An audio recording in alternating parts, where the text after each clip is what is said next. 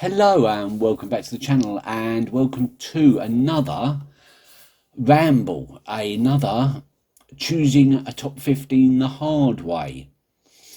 And today we're going to discuss Pink Floyd.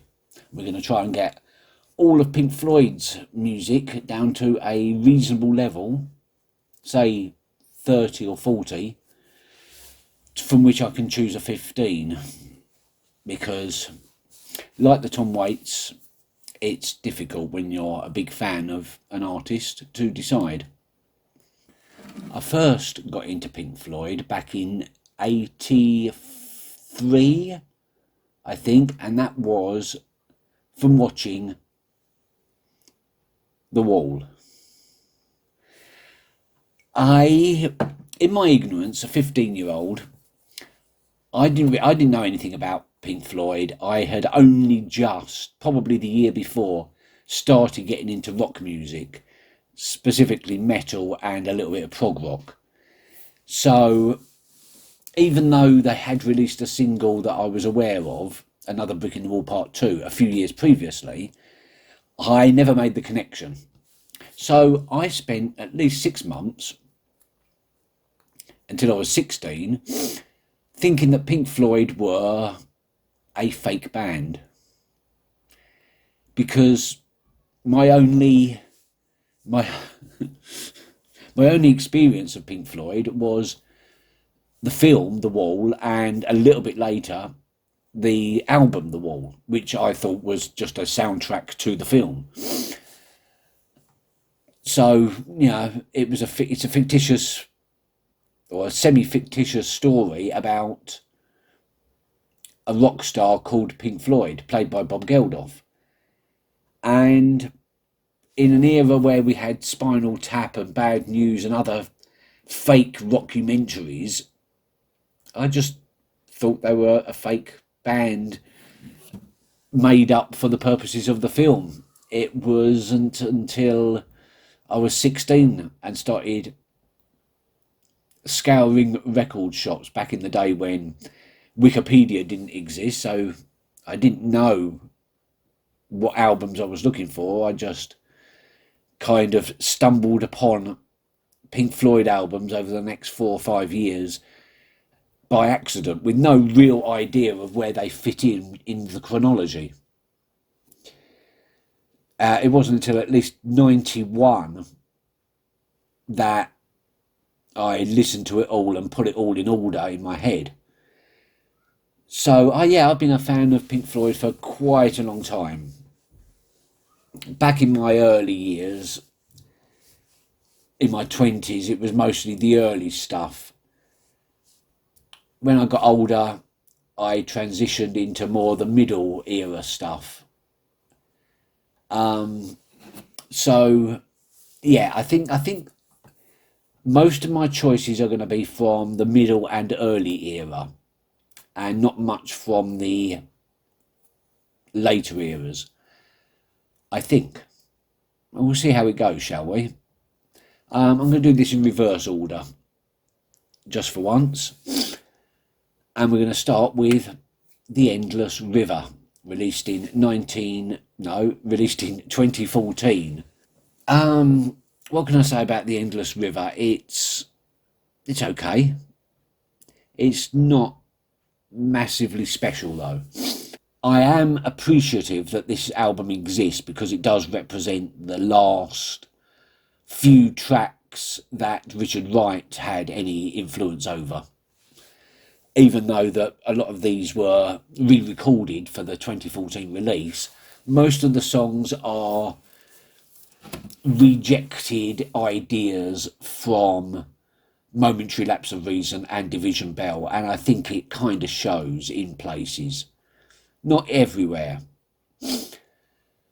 I don't think I'm going to choose anything off of this album. There's only 2 albums here that I probably won't be choosing anything off of, and this is the first of them. As I said, it's not that it's a bad album, it's just that it feels more like a Dave Gilmour album than a Pink Floyd album, if that makes any sense. So it probably works really, really well as a Dave Gilmour album with additional material by Nick Mason and Richard Wright.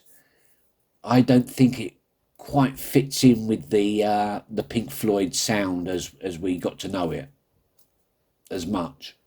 Just my opinion. Obviously, I haven't. I mean, it was only released 9 years ago, so it hasn't had the time to enter into my consciousness as deeply as all the other albums have. So in time, this may this may improve in my opinion, but right now it's not their best. It's not their worst either, though. So next on the list we have the Division Bell from 1994. Another a brilliant album. A brilliant album. It's got so many great tracks on it. Again, it's not the Pink Floyd that we remember from Roger Waters days, but it is a good example of the Dave Gilmour era of Pink Floyd, I think. What have we got? We've got Cluster One, that's good. What Do You Want From Me? That's a brilliant track. Pulls Apart Marooned is good. A Great Day for Freedom is great. Day for Freedom. Wearing the Inside Out is pretty good as well. A little bit poppy for my liking, but Take It Back's good. It's a good album. It's just a good album. See, I'm inclined to stick two on here straight away. High Hopes, because of that bell, the Division Bell, and it's just a beautiful track, and as that sort of middle part where it gets a little bit, well, it gets very Pink Floydy. The solo at the end, yeah, High Hopes, and I think I'll probably put What Do You Want From Me? Yeah, What Do You Want From Me? I think it's hard. It's hard to decide. You got Keep Talking, which I really like, but for some reason I don't get the message on that one, so it kind of loses out a bit. Now, What Do You Want From Me? That's going to be my final decision. I have spoken. We have to go now to 1987's A Momentary Lapse of Reason. And this was the first new Pink Floyd album I ever experienced when it was released, because obviously I just missed out on the final cut being released. I got into Pink Floyd a year later. And this is something that I never thought would happen, because from the time I was into Pink Floyd, they had already split up. So this album was, I remember at the time thinking this was just amazing that they'd made a new album after all this time. In fact, it wasn't really that long. It was only about 5-6 years.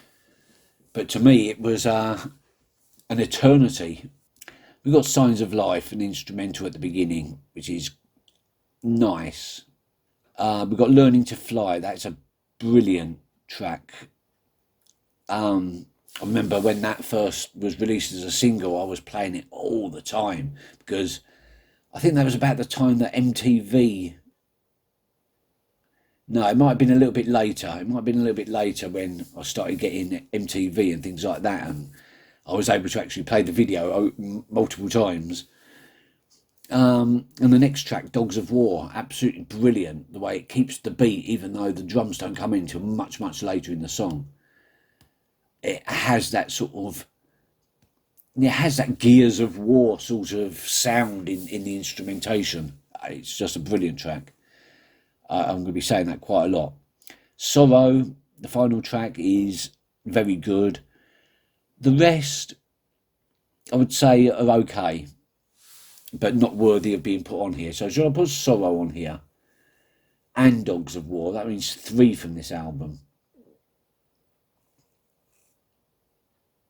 Yeah, of course I should. Of course I should. All 3 of those tracks deserve to be considered as top 15s. Okay, now we're going to go back in time to when Roger Waters was in charge. Okay, next we got Final Cut a lot of people's least favourite album, not mine. I would say it was my second least favourite album.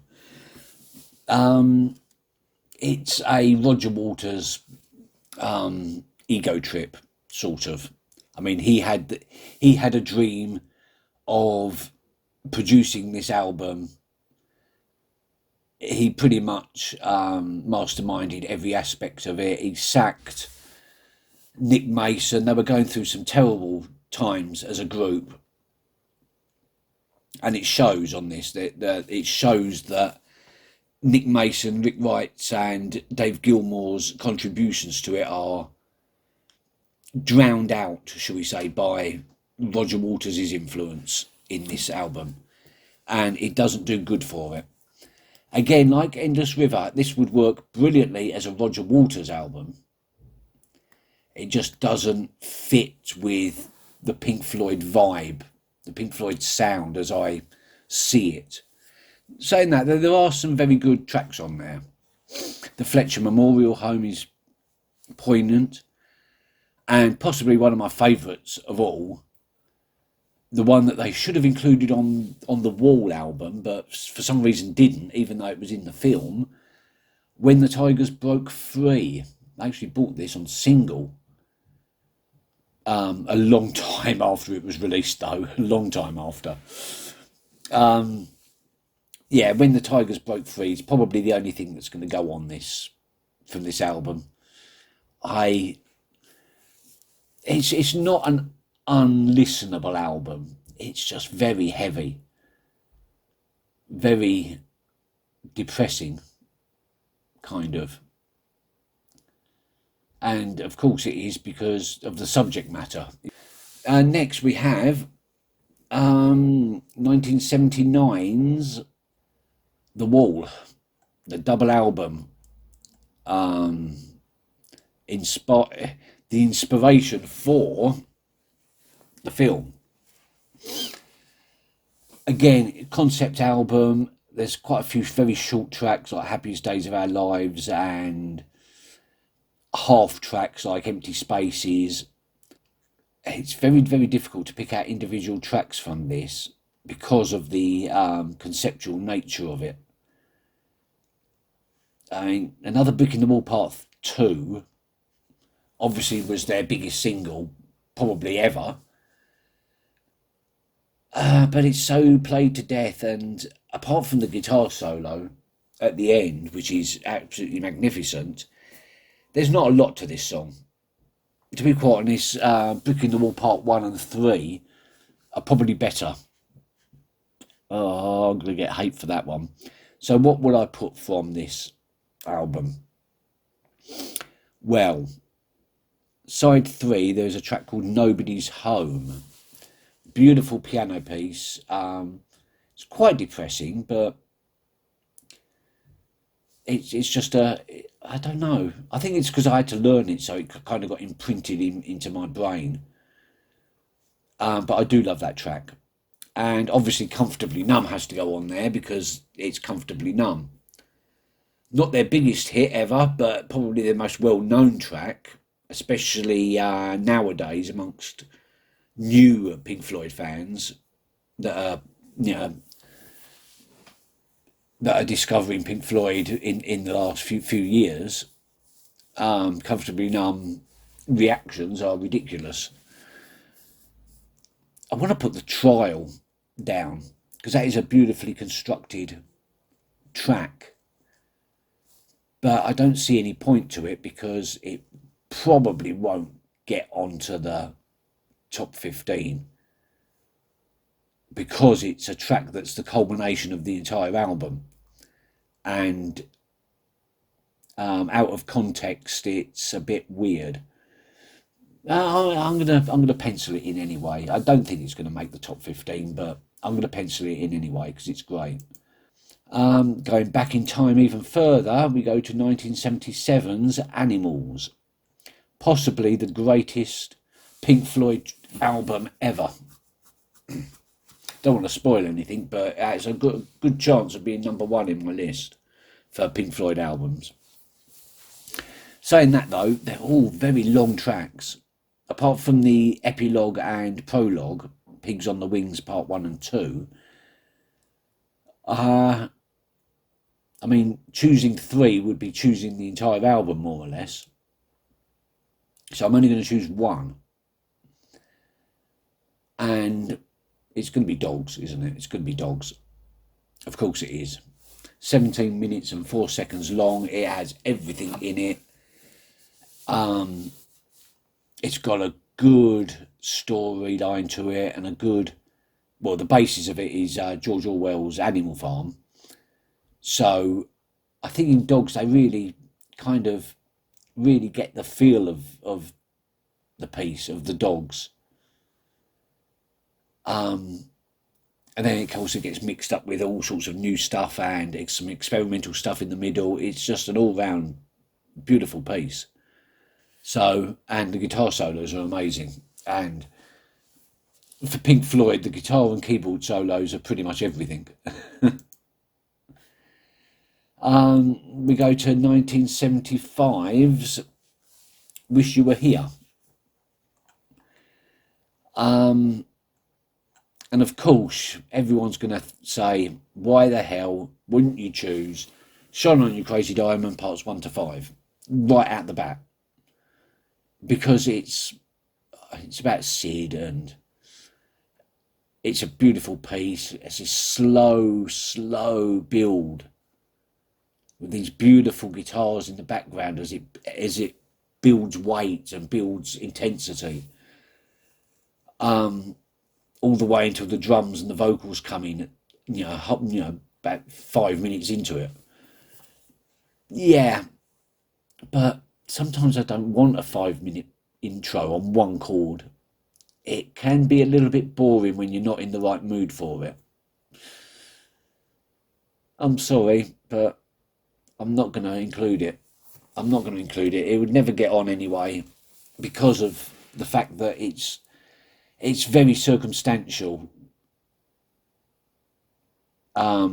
Listening to it, it's very circumstantial on the mood you happen to be in. Whereas things like Have a Cigar and Wish You Were Here, they're just brilliant tracks anytime. Doesn't matter what mood you're in. Those two tracks just are a must. Again, Have a Cigar, I had to learn it for a band, so that's probably why it's a favourite of mine. Mind you saying that, I also used to do Shine On You Crazy Diamond. But that never went well. So, yeah, I got some bad experiences with playing Shine On You Crazy Diamond. Got some great experiences with playing Have a Cigar. Yeah, okay, so Have a Cigar and Wish You Were Here are the two that I'm choosing from this album. And now we have their most famous album, 1973's Dark Side of the Moon.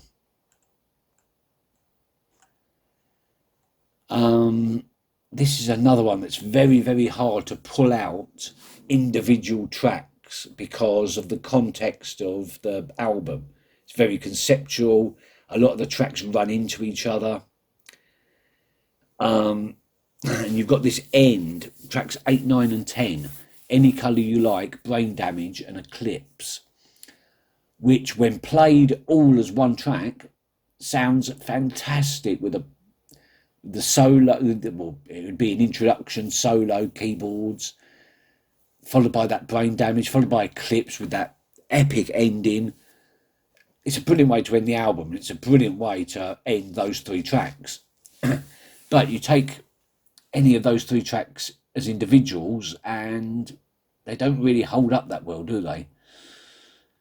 So if I was to include them, I would have to include all 3 of them together as a group. And I can't do that. So as much as I like those 3, they cannot be included. The 2 that stand out as, fairly individual tracks from the album are Great Gig in the Sky and Money. And they're the 2 that I'm going to put down. I mean, Great Gig in the Sky with Claire Torrey's vocals and the way she expresses so many different emotions throughout the track, along with Richard Wright's piano playing. It's beautiful. It brings tears to your eyes, emotional beauty. And Money's just this brilliant track. I mean, 7/4 at the beginning, and then moving to a 4/4 blues beat towards the middle for the saxophone solos by Dick Parry. Amazing, amazing. Yeah, for me, they are. If any tracks stand out on this album in their own right, it's those two. The rest are part of a bigger thing, a bigger album, and I don't think I can judge them individually. So we're going to move on, and you know what comes next? It's the the brilliant album that is often forgotten about, even by Pink Floyd fans. It's 1972's Obscured by Clouds. And like I said, this is actually a brilliant album, but for some reason it just seems to get forgotten by me. And quite a lot of other Pink Floyd fans that I know tend to feel that this is their least played album. And I don't know why, because there's some great tracks on here. 3/4, Mudmen, Burning Bridges. Mudmen and Burning Bridges use the same riff, only played at a different tempo and slightly differently, but it's the same chord sequence. The Gold It's in the is just fantastic. Stay. Yeah, I see. I'm gonna. Wow. I didn't think Obscured by Clouds was going to be the difficult one. Yeah, I'm going to put The Gold It's in the dot dot dot dot dot, and I'm going to put Stay. I'm hesitant. I'm thinking about putting Burning Bridges down, but no. Okay, move on. Otherwise, the list will be longer than the actual Pink Floyd discography list. Right. And next we have 1971's Medal. And I think you'll agree that there's only really one track that is a must to put on this list, and that is Echoes. Again, it's been a bit overplayed because once new Pink Floyd fans have finished with Comfortably Numb and Time and Money, they usually go on to Echoes Live at Pompeii, which is a good version. I prefer the album version myself. The slow build up kind of learnt from their previous album on how to construct these long semi-symphonic pieces that weren't just rambling messes. I'm thinking. Echoes definitely, it like marks the pinnacle of their epic music writing abilities. So that's going down for sure. And I think probably one of these days, even though I love Saint-Tropez and I like the idea of Seamus, it was a good idea. Strangely enough, the dog doesn't get a credit in the album. Never mind. Yeah, Echoes and One of These Days. Two of the biggest instrumental parts. I mean, I know Echoes isn't totally instrumental, but it's mostly instrumental. And One of These Days is fully instrumental, apart from one line. So, yeah, I like instrumentals.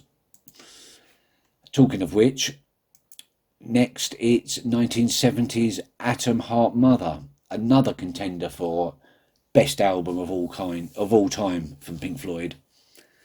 Love this album, apart from the last track, which is a little bit weird. So Atom Heart Mother Suite. Like I said before, I should have done this in the right order really, because now I'm going to have to backtrack. Like I said before of Echoes, Atom Hot Mother Suite does feel like it's a predecessor. They're still testing the waters, seeing how to write these epic instrumental semi-symphonic pieces. They succeeded with Echoes. A lot of people would say Atom Hot Mother wasn't a total success. I really like it. I really like it. The fact that they got a proper composer and orchestrator in to do the orchestrated pieces. So yeah, I'm gonna put down Atom Heart Mother, and see, I like the first three tracks of side two. If if he's simple, if he's a little bit too simple, maybe. Summer '68. Oh God, I love that one. That is a brilliant one. And Fat Old Sun is beautiful as well. It's a difficult one. So I'm going to put Summer '68 along with Atom Heart Mother Suite and move swiftly on. Oh God. And here we go. We have possibly the worst studio album by Pink Floyd of all time. Gumma. Now, I'm not considering the live album, where we get live versions of Astronomy, Dominique, Careful with That Axe, Eugene, Set the Controls for the Heart of the Sun, and Saucerful of Secrets.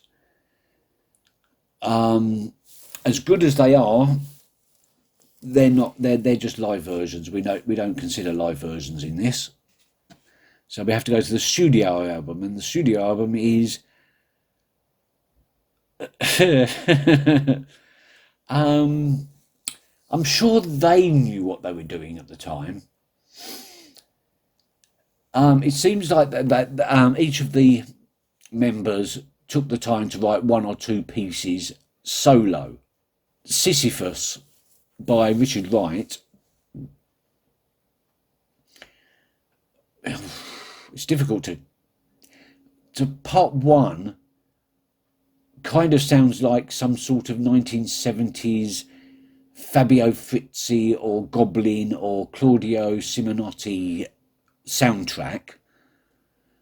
Part two descends into chaos as well. No, Sisyphus, very good at depicting musically what it's about. Sisyphus was condemned to hell and sentenced to push a boulder up a hill. And every night the boulder slipped back down the hill again, so it was a never-ending task.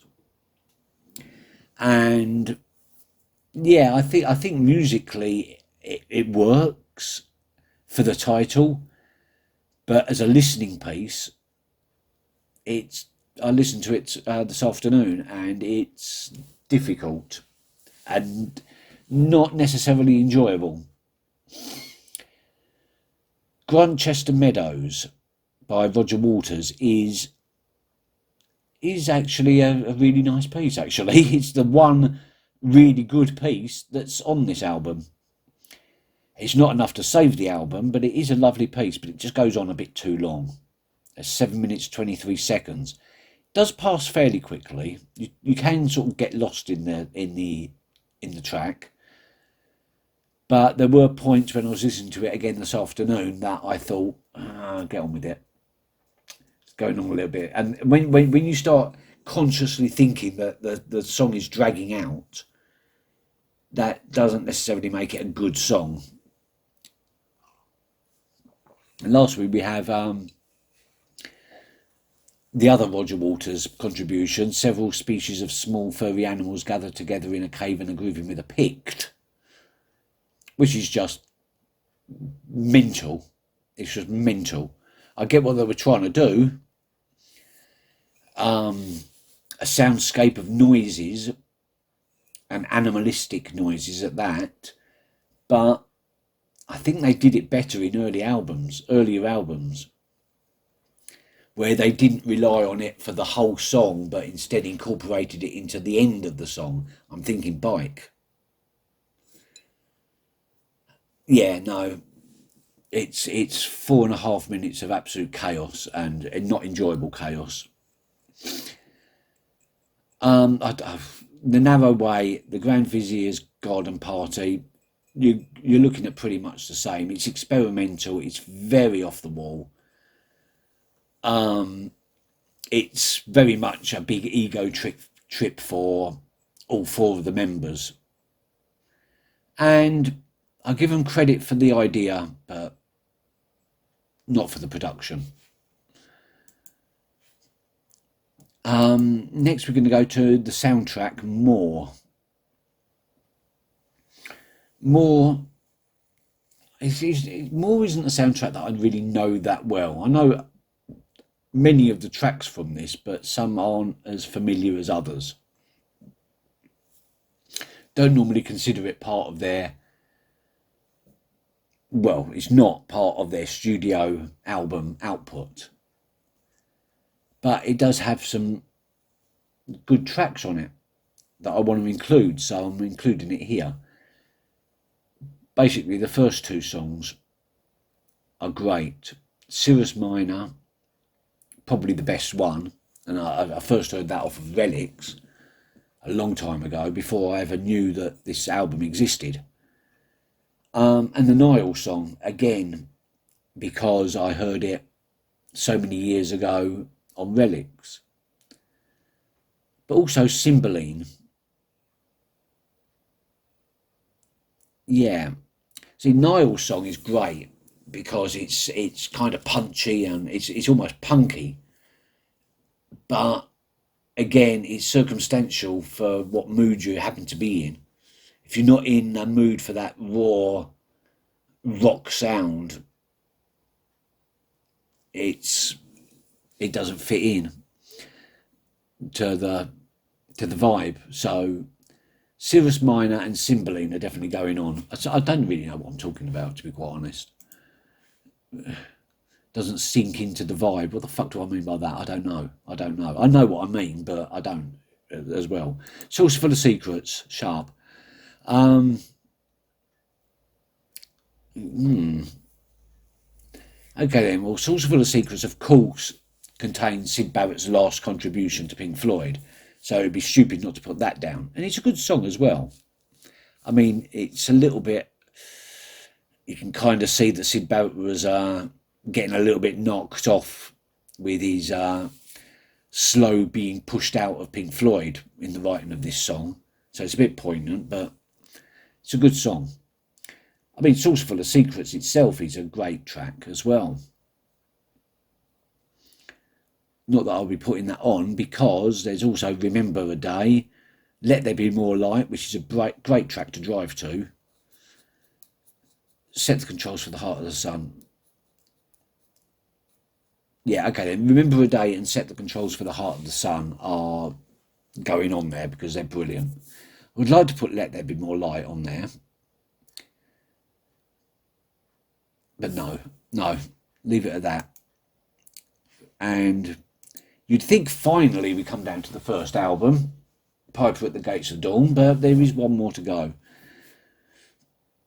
One more batch of tracks to consider. Right, so Pink Floyd's Piper at the Gates of Dawn from 1967. UK release, obviously. Astronomy Domini. I love that track. It's probably one of my favourite Syd Barrett written tracks. And one of my favourite tracks from their early years. So that is definitely going on there. Bike, I've already mentioned. Bike, I've got a lot of love for Bike.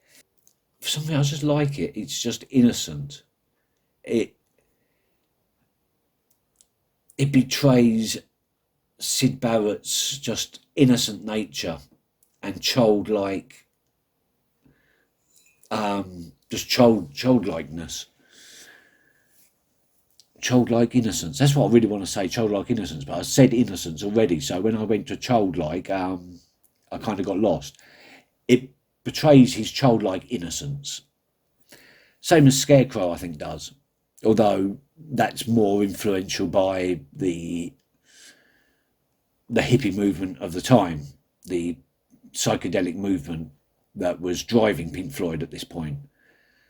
So yeah, Bike, The Scarecrow, Astronomy Domini. I'd love to put Interstellar Overdrive on there because it's a great instrumental, but maybe I'll do a top 10 of Pink Floyd's instrumental works and include it on there. It deserves to be on there, but I just I don't know. Okay then. At that point, we leave the main drag of their studio albums and go to the singles and the B-sides that they never put on any studio albums, like Lucy Leave from the Cambridge Station demos from 1965. That's definitely going on there. See Emily Play, Arnold Lane. See Emily Play is definitely going on there. Not sure about Arnold Lane. I'll think about that one.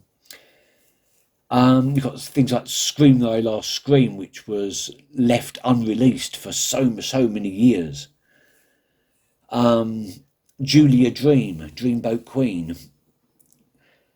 Binding My Time. You've got things like Double Oboe and all the BBC demos that they did,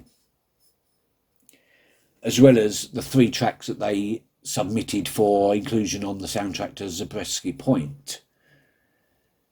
There's still a lot of tracks to choose from there, but I'm going to try and not to go too deeply there, and I'm going to leave it at See Me Play, Scream Their Last Scream, Julia Dream, and Biding My Time as the 4 from the early years. Want to put Arnold Lane down, but then again, I also want to put things like, I have put Remember a Day. I also want to put things like Paintbox down, which was great. So many others that they performed as demos or really early stuff that never got released. And we haven't even gone into the Syd Barrett stuff, the solo stuff. But Syd Barrett solo stuff is for another day, I suppose, because it's not Pink Floyd. And I've already written my top 10 Syd Barrett tracks, and I'll be bringing them to you very soon. Hopefully sometime later this or next month. I'm done. That's me. As you can see, I love Pink Floyd. I love Pink Floyd so much. I fully admit that they've had some misses. They've released tracks. They've released out whole albums that just haven't worked. But when they get it right, oh my God, do they get it right in a big way. And like I said, from the building blocks that Syd Barrett laid down in their early years, the transition away from Syd Barrett into the Roger Waters led stuff from Medal onwards, I suppose, and the albums in between where they were still trying to find their new form and their new power. Then their glory years of the Roger Waters era of Medal, Dark Side of the Moon, and all that, Wish You Were Here, Animals, The Wall, Final Cut, brilliant. Just that golden years. Every single album are superb, especially everything from sort of like Obscured by Clouds all the way up to The Wall, just like hit after hit after hit after hit. Then obviously with Momentary Lapse of Reason, they had to find their form again after Roger Waters left and they lost their second creative driving force, at which point Dave Gilmour had to take over as the main creative genius in the band. And I think Momentary Lapse of Reason and Division Bell are absolutely perfect examples, and they were driving the band forward into a new evolution of music. But unfortunately, they get old. And Richard Wright unfortunately died in 2011, I think.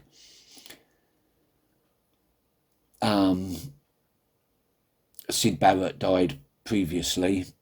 I'm not going to even dwell on that. the fact that Pink Floyd evolved so much from their early years through the 70s, into the 80s, and even into the 90s shows some level of genius and commitment to the music industry.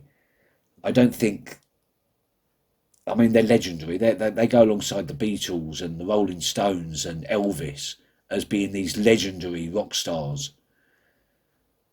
And I can't even put it into words really how much I appreciate their music. It's got me through some bad times. It's helped drive me through some great times.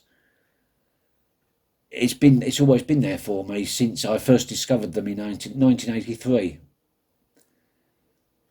Just like Tom, he's always been there since I discovered him. Always there, ready with a good song to match my mood. And the same goes for the third band that I will be doing this sort of thing with, the Beatles. Always there when you need them. So, the contenders for my deliberation on choosing a top 15 are as follows. High Hopes, What Do You Want From Me, Learning to Fly, Dogs of War, Sorrow, When the Tigers Broke Free, Nobody Home, Comfortably Numb, Dogs, Have a Cigar, Wish You Were Here, Money, The Great Gig in the Sky, The Gold It's in the, Stay, Echoes, One of These Days, Atom Heart Mother, Summer 68, Cirrus Minor, Cymbeline, Jug Band Blues, Remember a Day, Set the Controls for the Heart of the Sun, Astronomy Domine, Scarecrow, Bike, Lucy Leave, See Emily Play, Scream Thy Last Scream, Julia Dream, and Biding My Time. And penciled in as additionals, we have The Trial and Grantchester Meadows. Thank you very much for watching, and I'll see you very soon. Bye bye.